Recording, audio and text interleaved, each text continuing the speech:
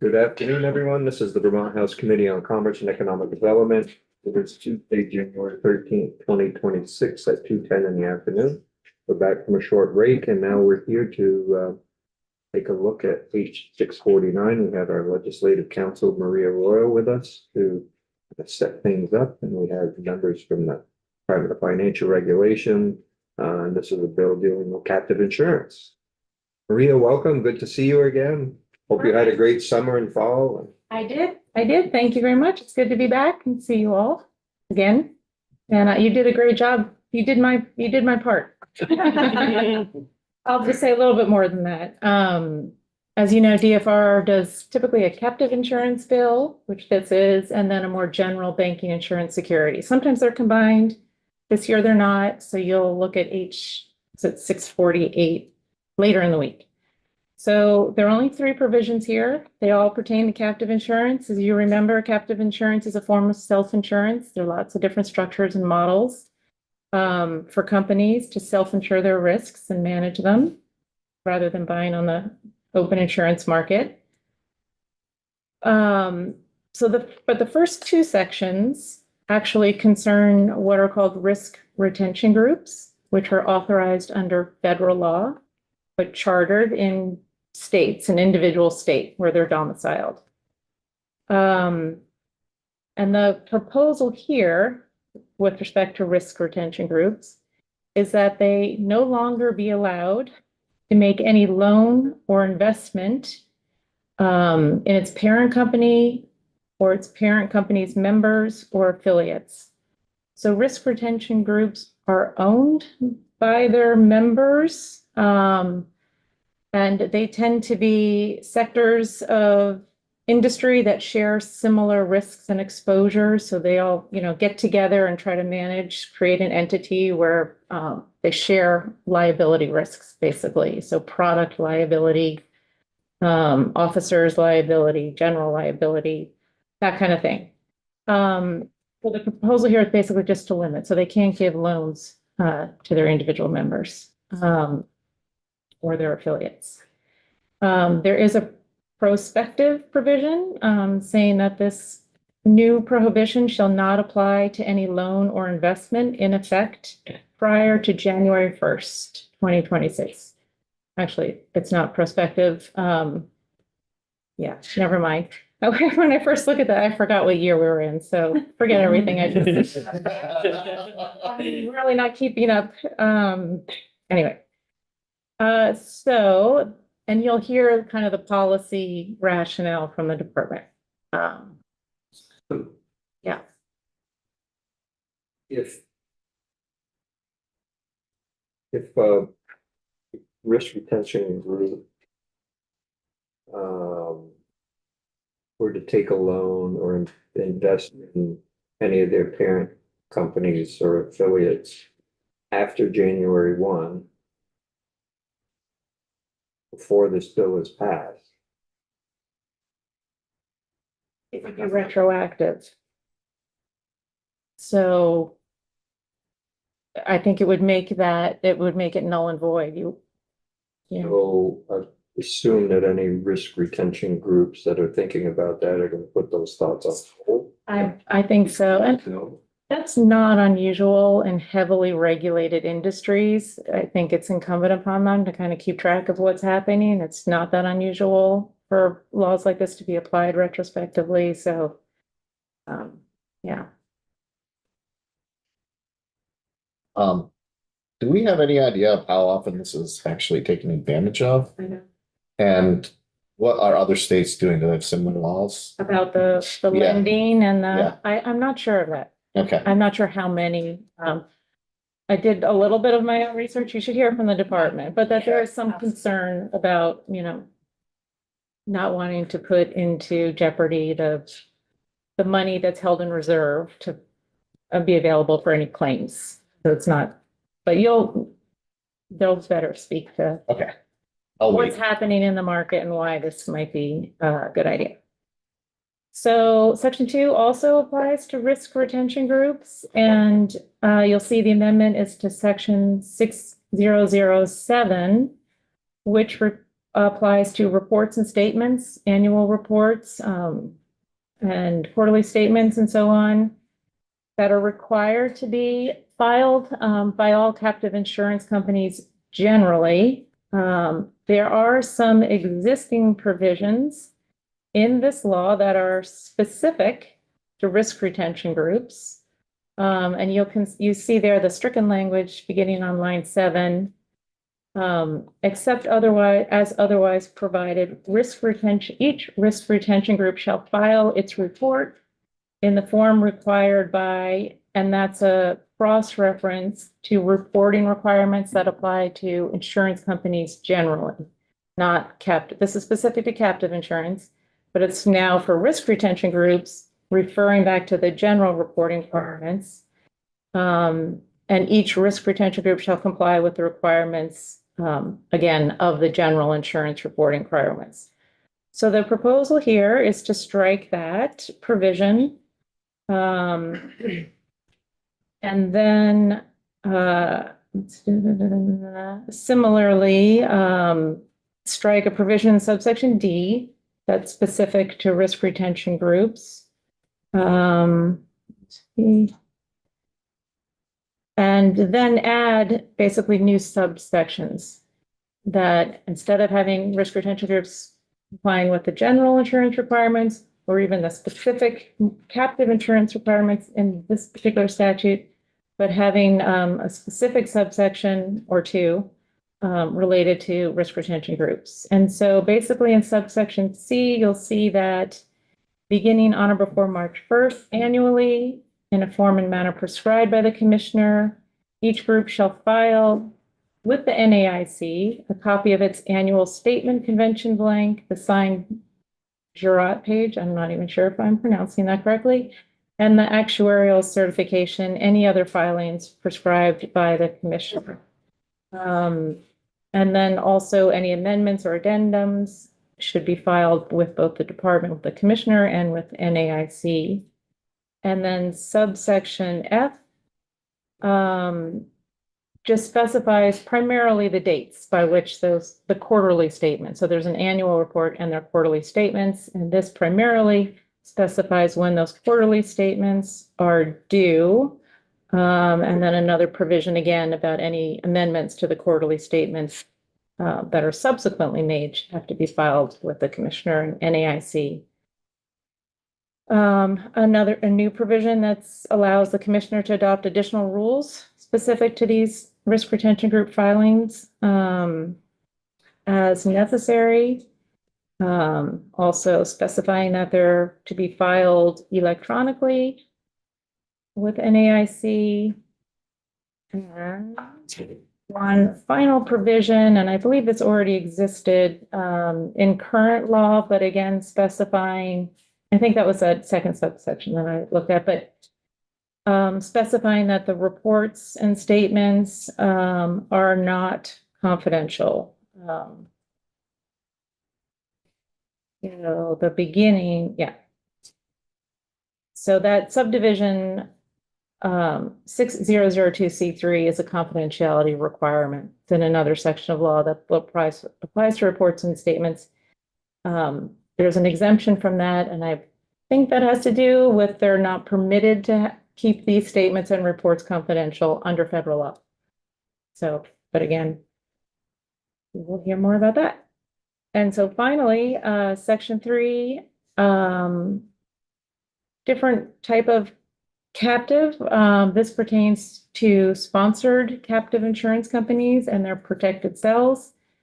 As you remember, it's sponsored captive is often an insurance company that does all of the management, the administration, sometimes putting up the initial capital for their participants who all have their own cell where they can manage their own risks without having to do all the administrative work, right? So a company will contract with a sponsored captive insurance company and they pay fees, pay premiums to that sponsored captive, but not have to do all the administrative work. It's an entity that's structured to kind of help usually smaller or mid-sized businesses so they can remove some of the costs of having to do it all themselves.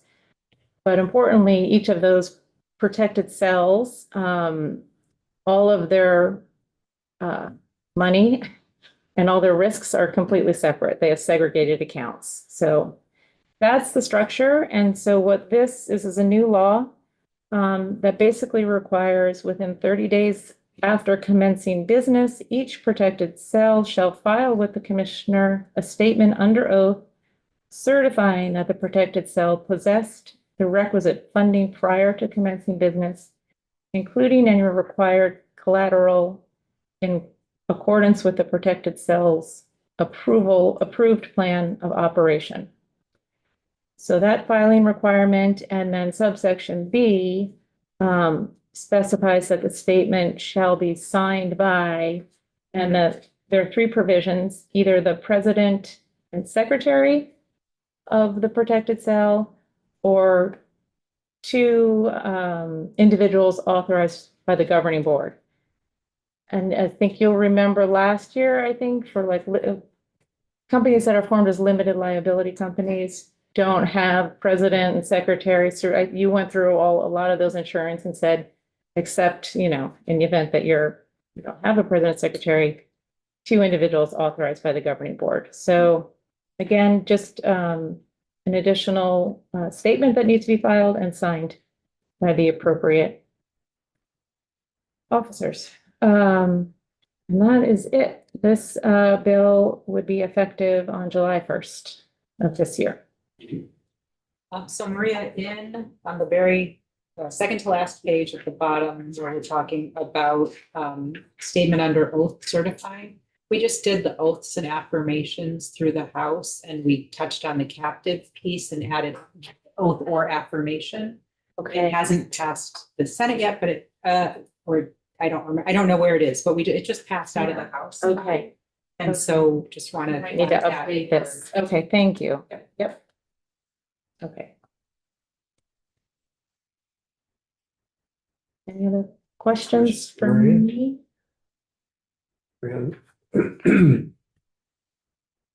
How would this affect protected cells that are already in existence? Or is this just for new ones? It says within 30 days after commencing business. Yeah, that's a good point. And maybe I think it would just be for new ones after the effective date of this act. At this point, they're already operating, so we haven't done so. Just saying that they got to collateral. Anything else from you? Thank you. You're welcome.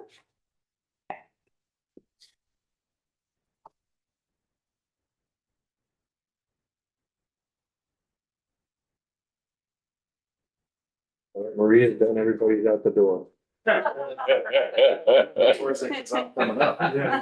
No, I didn't say that, Commissioner. He might have been thinking. I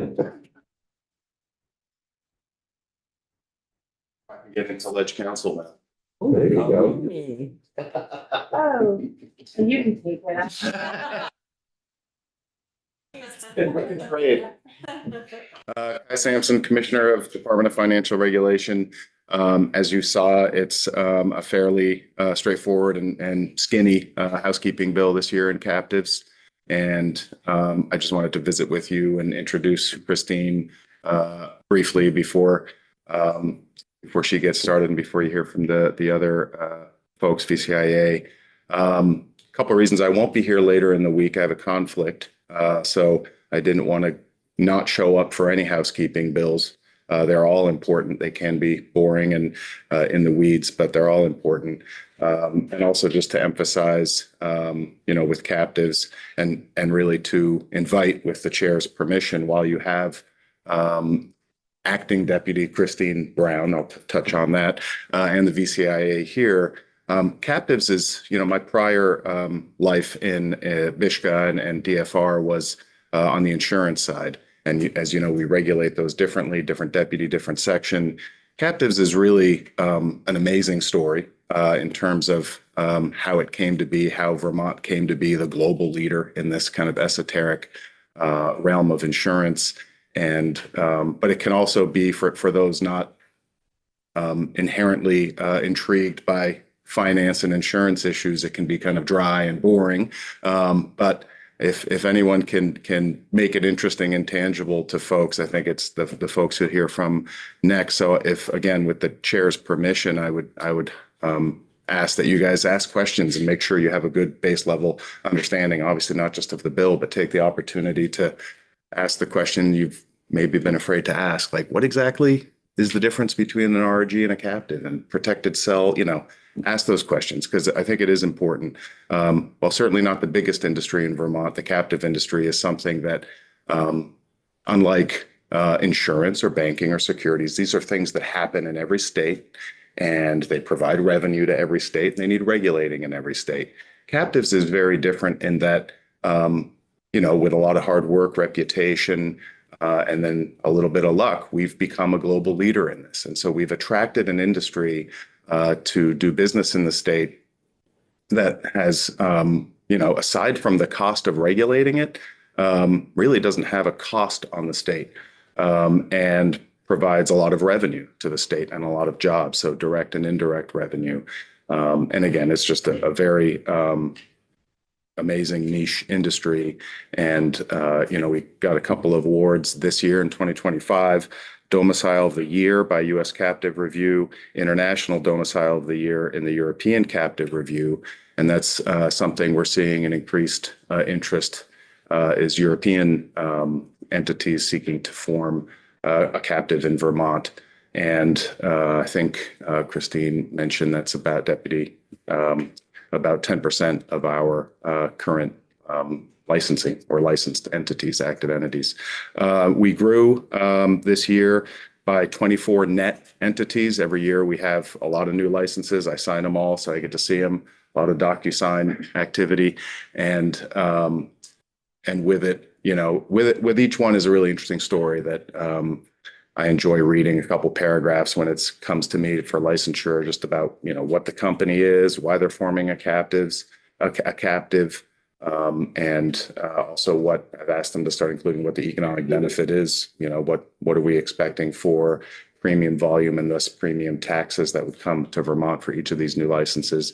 And then every year we do lose some, either that their purpose, some of them, particularly on the life side, might have a life insurance side, might have a defined end of life, that's a block of business. And sometimes they do move to other jurisdictions. So that's the other thing I wanted to talk about is that while we have a great reputation and accolades globally as being a great destination, it's a competitive environment. Many, many states have replicated it. And in fact, the two top competitors, I believe, are offshore. So where there are some tax advantages that we just can't compete with, like U.S. federal tax advantages that we don't have influence on. So it's a competitive environment. And a lot of it comes about, a lot of our success as a state comes about because of integrity and quality in regulation. It is being an alternative form of insurance or risk. There is scrutiny on it. And what we hear, and I think what you'll hear, I hope what you'll hear from VCIA is that, one thing that does, among many things, attracts entities to form a Vermont captive is that we have the confidence of our fellow global and other state regulators in terms of, that's a domicile that's doing things the right way. We're accredited. The division that, RRGs are part of the NAIC accreditation that you've heard us talk about. So we're happy that we accept entities that are looking for good regulation because they understand the reputational importance of that to their whatever their other business is. So in terms of the division, Sandy Bigglestone had been there for several years as deputy, been there 29 years, did retire from the state effective January 1st. Christine Brown is our acting deputy at this point. And as I'm sure you're familiar with, there's a bit of a process to appoint a permanent deputy. And I will say that I believe our permanent deputy will have almost identical, if not identical, experience and accolades and character and all that good stuff as Christine Brown. But at this point, nothing's final. But feel really good about Christine's background, the recommendations I got for her to, sit in as acting deputy from Sandy before she left Sandy Bigglestone. And, that remains another key part of Vermont's success in this industry is the stability, the succession planning of our regulatory structure, the lack of politicization of it. It's a very professional staff, and the tenure in the regulatory division is amazing. So lots of CPAs, CFEs that have been there a long, long time and are committed to what we can do for the Vermont economy and what we can do in the insurance space. So I think I'll leave it at that and introduce Christine to answer any questions specifically about the bill. And hopefully you guys have some questions about what captives are, because I can't imagine we all know. I'm kidding. Thank you. Thank you, Commissioner. Congratulations to the department too for the awards, and Thank you. we thank Sandy as well for your service to the captive insurance industry in the state of Vermont. She's helped propel it to where it is now. Absolutely. Appreciate it. Yep. Yeah. And I forgot one thing on here in addition to those accolades is that the whole department, I forgot to mention this when I visited with you last, the whole department received its accreditation from the NAIC, which is a once every 5-year activity. And we did so in a way that, again, for my prior time in the insurance division, went through two, perhaps 3 of those cycles. And Vermont always did very well in terms of meeting the standards that the NAIC has for all the 50 states plus jurisdictions. But there was always 1 or 2 things that we had to improve very formally and and as a commissioner or a deputy, you had to sit in front of that accreditation committee at an NAIC meeting and explain what your action plan was for 1 or 2 things. We had none of those this year. So that was really quite an accomplishment. And as a commissioner walking in April, knowing that, and that was in the December meeting, knowing that I had nothing to do with it and had the privilege of being able to sit down and say, thank you, and, that was really a privilege. And again, a testament to not only in the captive division, but the insurance division and the experience and commitment that we have as regulators to this industry and training and all that good stuff. And the support of the legislature and this administration and past administrations to understand the economic benefit we bring and then and what we need on the staffing and training end and budget end of things to sustain that. So it's a great story all around and certainly part of what attracted me back into regulation, into this role. So thank you very much. Thank you.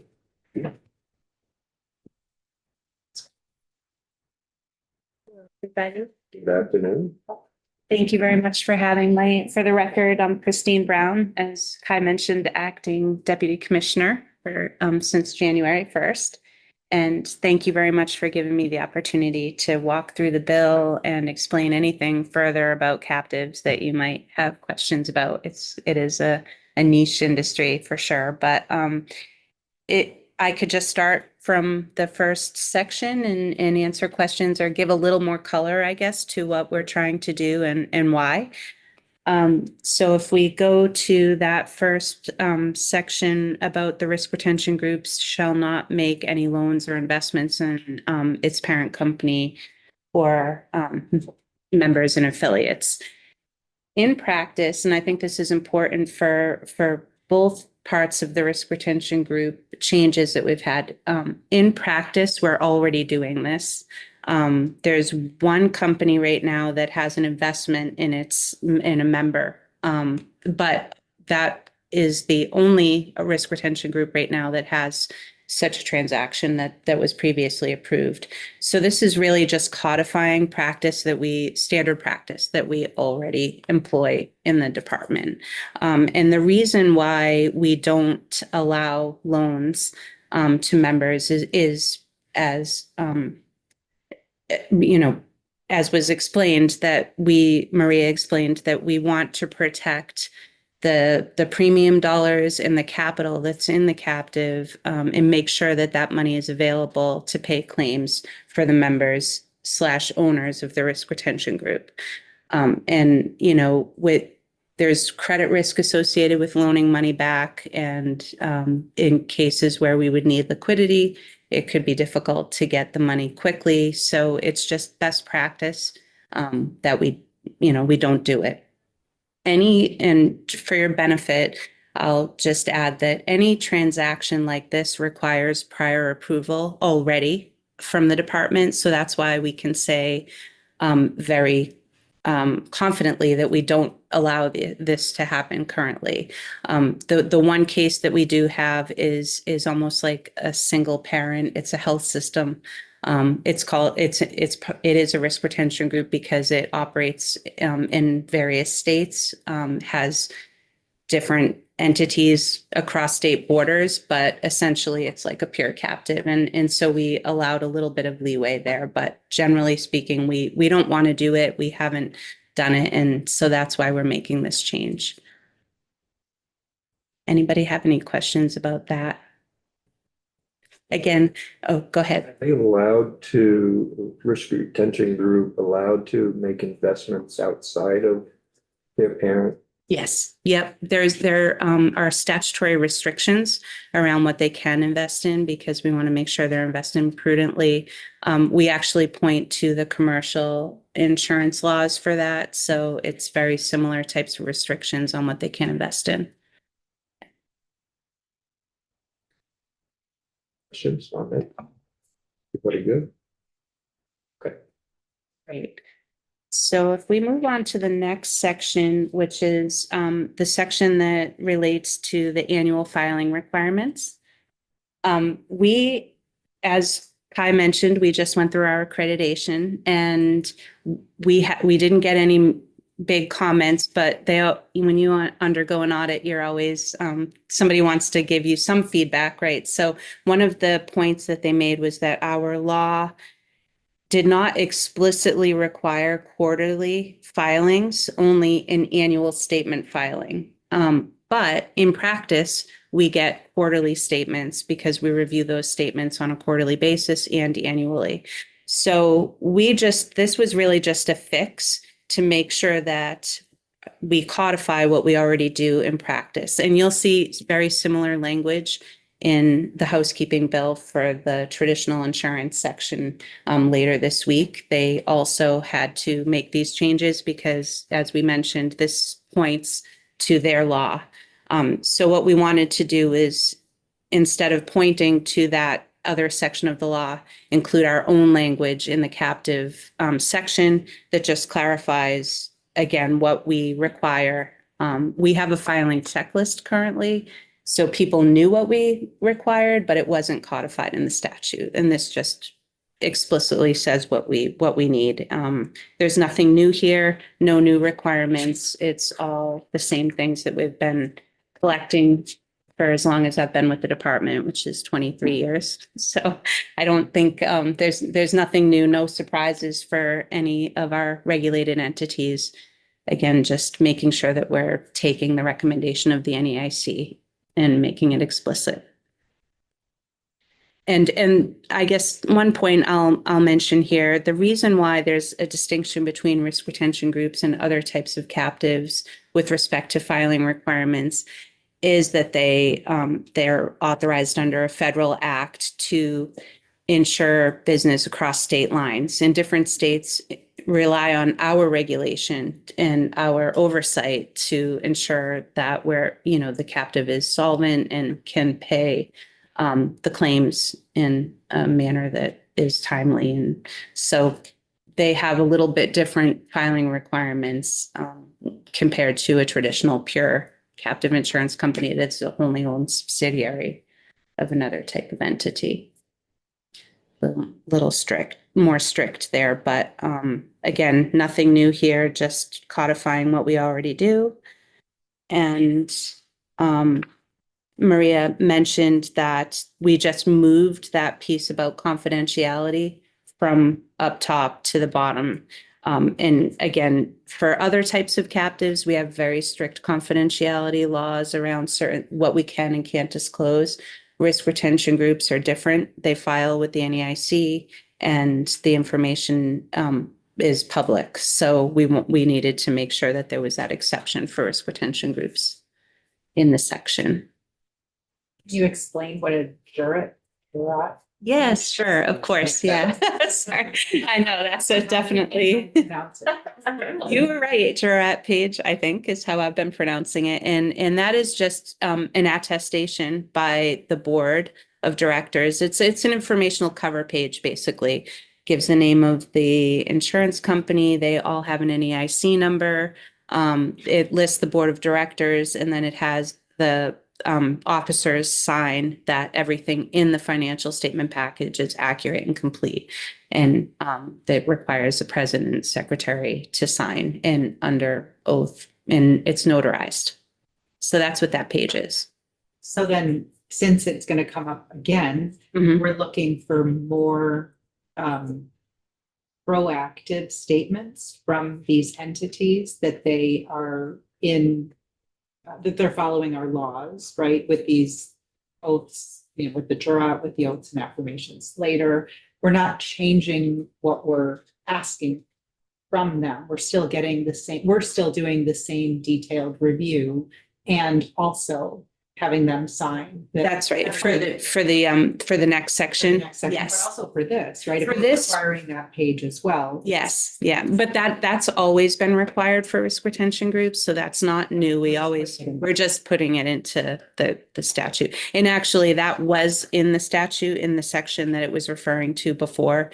It's just we laid it out here in the captive section as well. We want our laws to be easy to understand. That's right, yes, and not have to go back and forth because we have to do that too often. So so that is a good segue into the next section about the cell captives. And Maria did a great job explaining what those are, but an analogy that you probably heard, I know you have because I've been sitting in the room, is an apartment building with an owner renting out apartments, which are the cells, to different people who want to utilize a captive structure to insure their own risks. And typically it is smaller entities that, or it can also be for people that want ease in and out of the market. It's an easy way to get into a captive insurance company. We've been seeing some growth in this area, and we have been employing very similar, if not the same standards, regulatory standards around our supervision of cells, because they are like little mini captive insurance companies. The one piece that we weren't doing was getting this attestation. So in a licensed captive in section 6004 of the law currently, we require this attestation for all licensed captive insurance companies.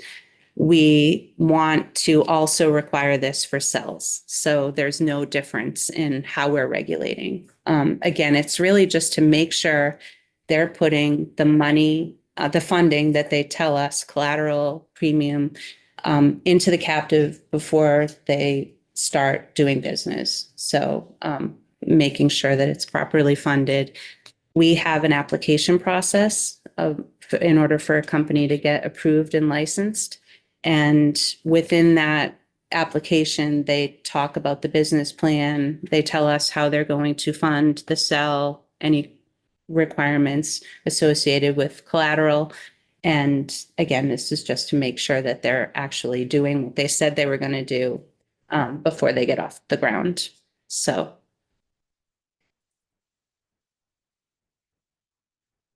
Aligning our regulation over cells with what we do in licensed captives. Anybody have any questions about that? I think, the bill is, although they're not substantive changes, it's things that we pretty much are already doing with the exception of that cell piece. I think it shows again that we're we want to always look at the law, make sure it's clear, make sure that our requirements are laid out for our, the captive owners. And then also, we're not loosening anything. So to Kai's point, companies come to Vermont because of the quality of our regulation and the fact that we're doing things the right way. I know you asked the question about other jurisdictions and with risk retention groups and the loan backs. I honestly am not sure what other jurisdictions are doing, but Vermont is a leader in that space, and a lot of jurisdictions call us, on a pretty regular basis to find out what we're doing or how we're feeling.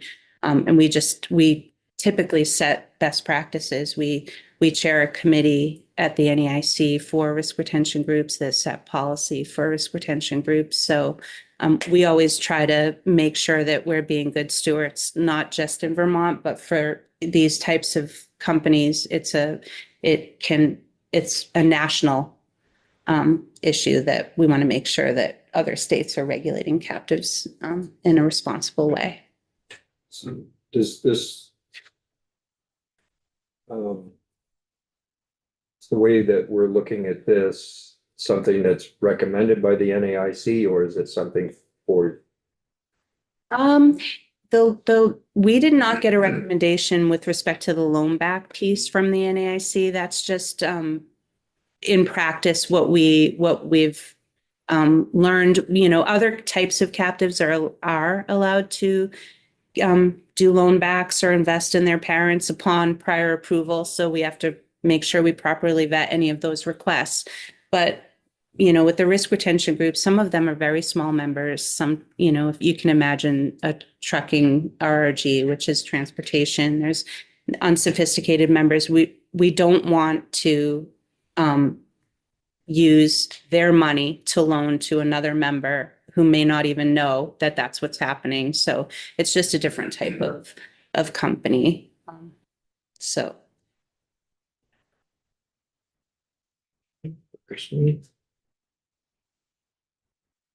Thank you. Thank you. Thank you. And yeah, if you ever have any questions about how we regulate or what we do, happy to answer. Thank you for your time. Thank you. Ian. Welcome. Thank you. It's good to be here. Good to be back. Good afternoon. My name is Ian Davis. I'm president of the Vermont Captive Insurance Association. And before I kind of jump into my remarks, I thought it might be good to just reintroduce myself to the committee. I've served in the captive insurance industry for the last 10 years of my career. Started at the Department of Economic Development, where I helped to market and promote the industry. Most recently, prior to joining VCIA, I was with M&T Bank, leading their captive practice. And as of August this past year, I started as president of VCIA. So I've really enjoyed my time in the industry. I'm actually a product of the captive industry. My mom had a career in captive insurance for a number of years. So I hope that helps to put kind of a face when we refer to the kind of local community of service providers that exist here. Helps to illustrate that, you can, have a career, live here, work here in Vermont, working in this incredible industry. So I wanted to share that with all of you. I thought it might be helpful to talk a little bit about how the captive bill is developed each year, because VCIA, along with the department, plays a very active role in helping to put together the amendments that we're looking to do. So I think more than anything, it's really a model of collaboration and transparency. It begins early in the fall each year, where we convene industry, VCIA representing the industry, and on behalf of our members, we go out to our membership to solicit ideas and input about ways in which Vermont can continue to further advance and modernize its laws and regulations. And you all, of course, play a critical role in that as well. But as I said, it's a very collaborative process, and really the results are always the same. It's always a consensus bill, working with industry, working with regulators and policymakers to put forward really prudent, thoughtful modernizations to our statutes. And from an industry standpoint, it's not just a tradition for Vermont. It's really, as much as anything, an expectation. As Kai or Commissioner Sampson alluded to, other states, other jurisdictions, both nationally and internationally, really do look to Vermont and to our laws and how we regulate to seek to model their own laws and regulations. And so we are very much looked at as a leader in the space. And again, Commissioner Sampson and Christine, Interim Deputy Brown, I should say, just alluded to the competitive environment that exists today in the industry. And I can't underscore that enough, just how many, whether it's states or countries, are looking to attract and recruit both existing and new captive business to their domiciles. So captive owners have more choices than ever. And you'll be hearing next week from one of our members who is a risk retention group. So if you have questions specific to RRGs, you can ask Julie Bordeaux next week. But they exist to provide liability insurance for long-term care providers. So I think a really interesting space. And in any event, Julie is an instance of an owner, a company that moved to Vermont from another jurisdiction as well. So, the reason that owners want to be here is in large part because of the laws and regulations that exist. And so the professionalism, the familiarity that our regulators at the department have with their licensed entities is really, I think, our biggest differentiator. And so none of this means a cozy relationship with regulated entities. It really, I hear firsthand from our members that there are instances where, difficult conversations are had, as you might expect. And, I think more than anything, it's the clear communication that and level of professionalism that is been a hallmark of the department's success. That is really, again, one of the main reasons why our membership continue to choose Vermont. And so I guess to kind of summarize, I would just note again that, what originally brought companies to Vermont, and that being kind of the consistency of our regulatory framework and really the professionalism that the department is able to bring to that relationship is constantly being challenged. And so the more that we're able to convey to the global captive industry that, Vermont is not resting on its laurels, that we're constantly looking to further elevate and modernize our laws and regulations, I think it really serves not just VCIA, but Vermont really well. And we hope to be around for another 40 years. We last year celebrated our 40th anniversary, and, Kai talked about the incredible story of, success story that is Vermont's captive industry. And so we, are here today wanting to, continue that and to be a willing partner in ensuring the success of this industry. I'm also happy to field any questions that you all may have. We'll be back again next week, so you can think about them over the week as well. So you mentioned that, we're trying to stay on top of this and continue modernizing our regulations. And this is a pretty bill. Yeah. So should that tell me?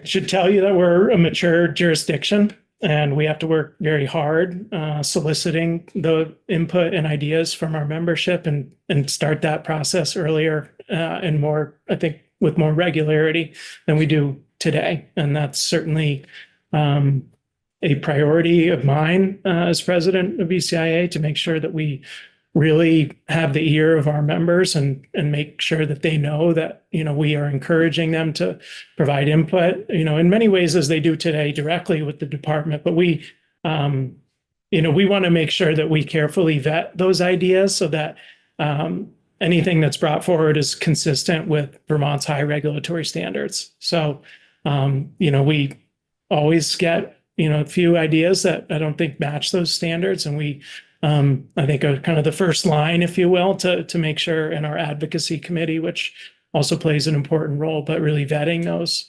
But I'm as eager as anyone, and I think DFR is eager too, to think about ways in which we can, help to further elevate the industry.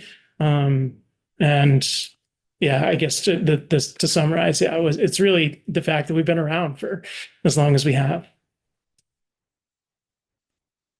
Questions? Is there anyone else that we need to hear from?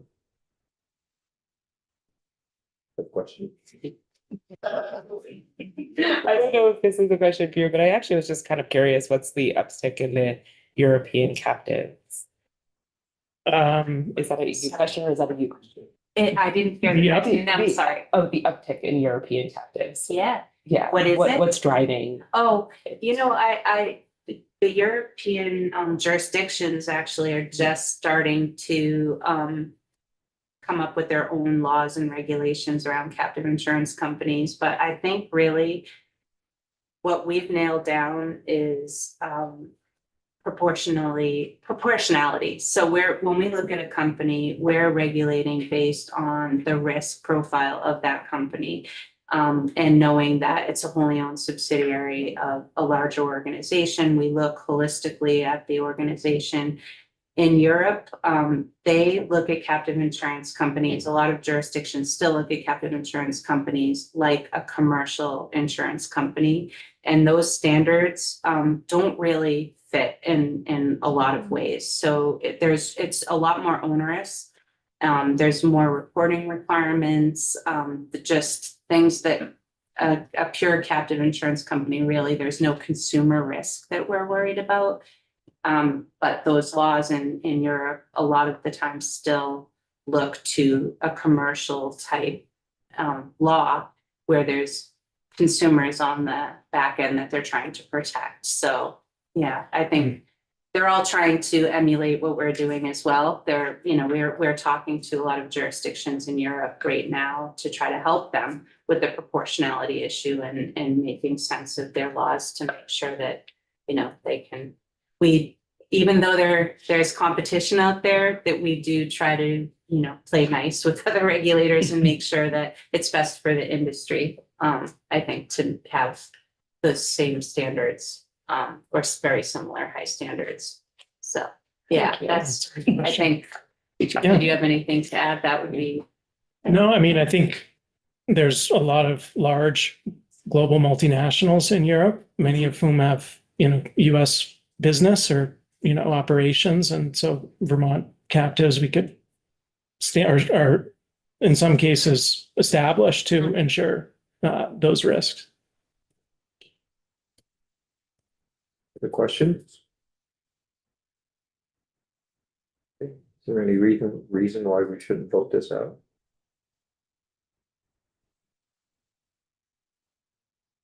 We have two members that. Oh, we can get Manika's in the building. I'm sure. Jonathan here. So, Time's not available the second. so why don't we take a 10-minute break? And we'll come back and